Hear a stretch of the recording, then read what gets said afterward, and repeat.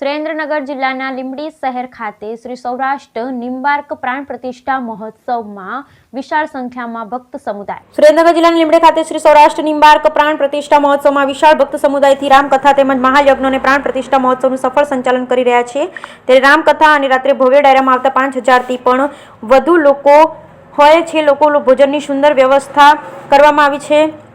રસોડા વિભાગમાં રસોઈ પીરસનાર સમસ્ત સત્વારા સમાજના સેવાભાવી બહેનો ભાઈઓ મળી અને આશરે 1000થી વધારે સ્વયંસેવકો 5000થી પણ વધુ માણસો હોય છે પ્રસાદી પીરસી રહ્યા છે, જેમાં આજુબાજુ ગામના ખેડૂતોએ પોતાના ટ્રેક્ટર ટોલી સાથે સેવા આપી પોતાની ફરજ બજાવી સરાહનીય કામગીરી કરી રહ્યા છે.